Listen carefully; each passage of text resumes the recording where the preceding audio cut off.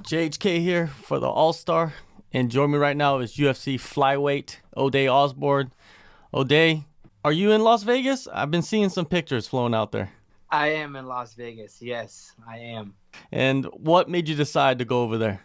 It's been a long time coming, to be honest. I think there has been, a little bit of chemistry issues with uh, um, uh, me and my coaches at my old gym. We didn't really see eye to eye all the time, so it's been a long time coming.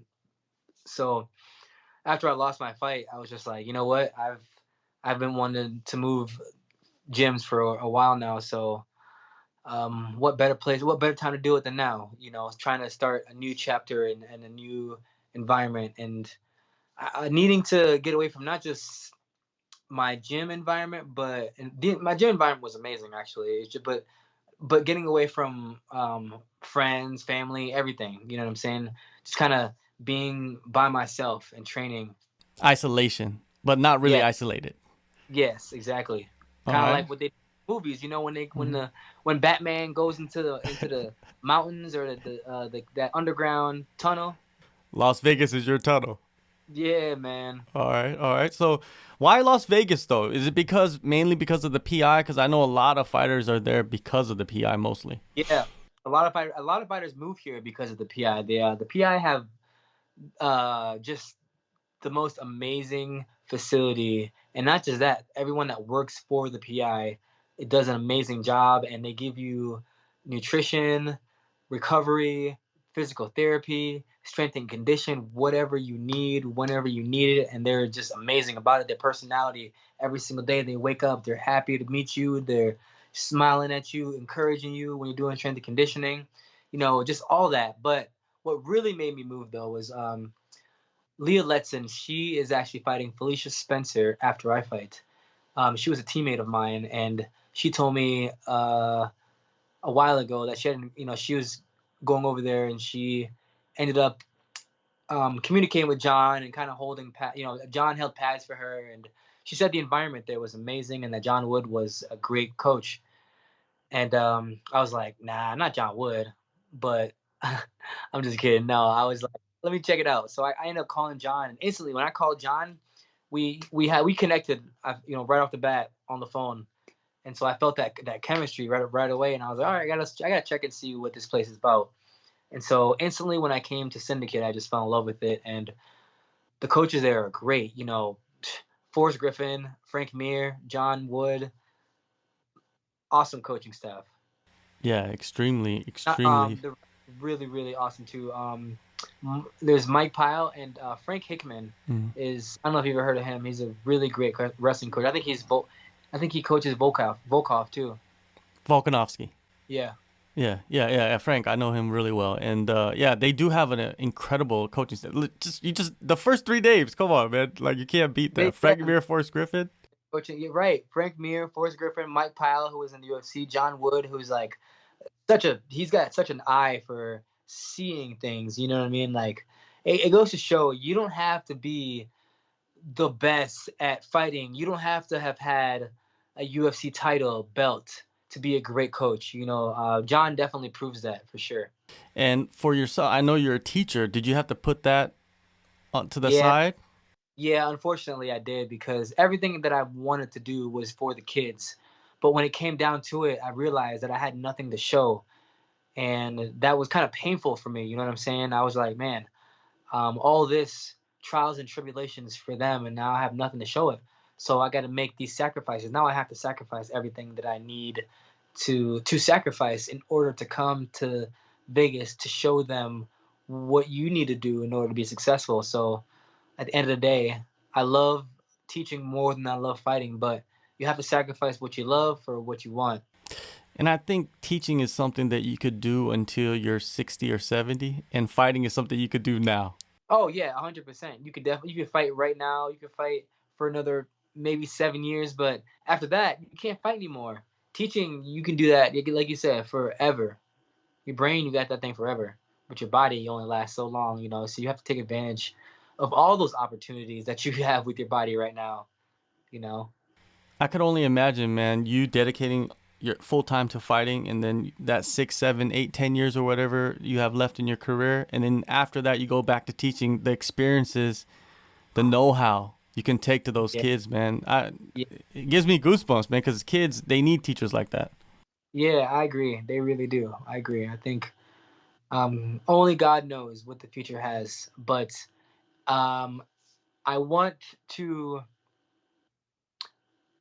make an announcement. Actually, you're the first you're the first person that is going to hear this announcement. So I'm a part of this cryptocurrency organization called Gorilla Diamond, and I tweet about them all the time. They're honestly, their team is amazing. So we are building a school in Jamaica for, like, I want to say it would be called basic school, pretty much. We provide food, rides, all kinds of stuff. But we're building a school and probably having maybe currency in there and stuff like that. But we're gonna be building a school in Jamaica. Is there a location and everything set? Yeah, everything's set. Yep, and Okay. that's gonna be coming. More information about it's gonna be coming soon. Okay, so we can't go to like a website or anything like that to get extra information? So you can go to Helping Hands Jamaica. Yep, Okay. Helping Hands Jamaica. They build the organization. So we're partners with this organization from Canada as well, called Helping Hands, and they have about 60 schools built in Jamaica. And for a lot of people, if you guys don't know what it's like, the average graduating age, or so the average grade that people stop going to school at in Jamaica is sixth grade. You know, so yeah, man, it's a poor country, amazing people, amazing country, but definitely it needs a lot of help. So we're gonna be educating the youths and trying to get Jamaica to elevate as well, and not just Jamaicans but everywhere else. I want to set a platform and a stage so large that it impacts the youth all around the world. Is your role mostly just to promote it and maybe possibly go down there to teach because you have the skill set? My role is definitely to promote it, and I will be going down there. I don't know, for teach, maybe not. I don't know about that, Mm. but my role, I definitely will be going down there with them and promoting it with them, and they're gonna, we're gonna end up naming it after my mom, which she doesn't know yet. Put it out; she'll find out in this one. Yeah. you know, That's incredible, man. That's incredible. You're still out there trying to help people, even though you're trying to focus on yourself for this yeah. fighting game. I'm not selfish enough, man. People always tell me that, you gotta be selfish for you, Ode. I'm like, I'm trying, but so many people need help. That's without a doubt. There's a lot of people that need help. Yeah. Let's talk about this fight, man. Coming up November 6th, UFC 268. You hop back on to another pay-per-view, a huge one, man. How does that feel? It feels good, man, because it tells me that they like exciting fighters, and it tells me that I'm doing something right. You know what I'm saying? And I'm very good to work with. Like, I'm not one of those fighters that say no. I say yeah to everybody. As soon as they put me slide a name to me, I'm like, let's go. You know what I mean? Because I believe in myself. CJ Vergara, what are your thoughts on that matchup? Um, I want to know what your thoughts are on that matchup, honestly, because I haven't found much on YouTube, after like two videos, I was like, I stopped. So I don't know much about him. So what are your thoughts? What? Tell me something, because I don't know much. He has quite a few finishes like yourself, and I Hmm. think that his performance on the Contender Series, that 41-second knockout, they saw that and they said, who can we give this guy as a debut, an exciting matchup, a test? And that's Yeah, why they chose you to fight him. I believe that. I believe that. I'm definitely excited for that, man. Because you know me, I love to be in there. I, you know me, I'm a dog in there. You know what I'm saying? So it's gonna be a great one because John and I have been working so much about just controlling my dog. That's one, and just some good stuff, man. Just some good stuff. I can't wait to you. It's like when you get a car, and you're just like, man, I can't wait to drive it. I got all these buttons and stuff. I just want to push them all to do. with the PI, and strength and conditioning and kind of combining all of it together, has it come easy for you to keep a schedule like that as a full-time fighter? Yes, much easier because now I don't have to wake up at 7:30 and then teach until 3:30 and then go to the gym. So I have my schedule. I can do whatever I want with my schedule. So whatever they give me, I'm like, all right, let's go, add it to my schedule. So no, it definitely comes easy for me for sure. And the mentality heading into this fight compared to the last fight, I know you made a lot of changes, but always the mentality can still be the same. Always be the same. Oh, for sure. Always to get the finish. I'm not one to point fight. Everything I do is to set up before a finish. Everything I do, finish, try to finish, finish, finish. I'm always trying to hunt for finishes. That's always the mentality and the focus. Well, you just said why they chose this matchup, right? Yeah, yeah, yeah. I guess I did. All right. Well, I wanted to pick your brain on a few more topics, right? The first one is Colorado, the athletic commission out there. They recently adopted open scoring for MMA and boxing. What will be the impact, do you think, of having that knowledge between rounds in a fight? I think it varies fighter to fighter. You're gonna get some fighters that say they don't really care because they're in it. Like that's like me. If I'm down, I know I'm down. Like in my head, I know I'm down this round. But some fighters just want to know. They want to know for sure. You know what I'm saying? But if I'm down in the round, I know I'm down in the round. If I'm up in the round, I know I'm up in the round. So it doesn't matter for me really. Okay, okay. So it doesn't matter. You know what's going on. Because, sometimes you see like a coach say one thing in the corner Yeah. If it's and close though, I think I'm down. I mm, always say to myself, if it's like close, I always put myself down. I'm never that guy that's like, oh, I won this round. When it's like a super close, you can't tell. I'm always like, I gotta work harder the next round because I'm down a round.